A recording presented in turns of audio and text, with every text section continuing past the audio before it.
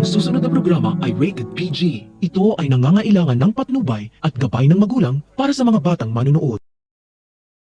Tagumpay ang plano ni Regina na guluhin ang isipan ni Marge sa pagpapakasal nito sa anak niyang si Paulo, pero hindi niya naisip na mabubuking pala ang pananakot niya kay Marge.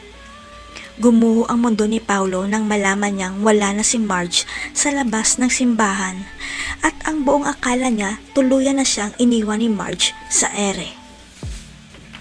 Pero kahit ano pang pananakot ni Regina kay Marge, matutuloy pa rin ang kasal dahil mas nanaig ang pagmamahal ni Marge kay Paulo at handa niya harapin ang lahat.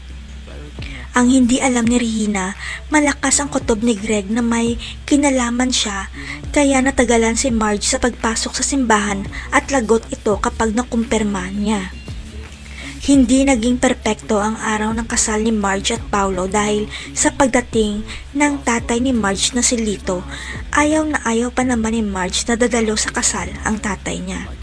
Pero matigas ang ulo ng nanay ni Marge at inimbitahan pa rin sa kasal si Lito, kaya hindi lang si Marge ang napahiya kundi ang pamilya ni Paulo ay napahiya rin sa event. Sa isip ni Marge, mas lalo siyang pahihirapan ng binanyang si Regina dahil napahiya ang mga Torrecampo, kaya galit na galit si Marge sa tatay niyang manloloko. Pagkatapos ng kasal, sikretong kakausapin ni Greg si Marge kung ano ang dahilan kung bakit pinahintay sila sa simbahan at kung may kinalaman ba si Regina dito.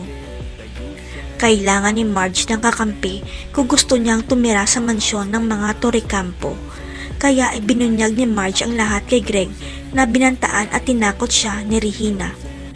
Walang kamalay-malay si Regina na nirecord pala ni Marge ang usapan nila dahil alam ni Marge na gagawin yun ni Regina at kailangan niya ng matibay na ebidensya. Kaya magugulantang na lang si Regina nang kumprontahin siya ni Greg at pagalitan dahil tama ang kutob niya na may kinalaman ang asawa niya sa nangyari kay Marge. Ano kaya ang ganti ni Regina matapos siyang isumbong ni Marge? Ano naman kaya ang koneksyon ni Thea sa tatay ni Marge na si Lito? Abangan. I can feel the sweat inside my palm.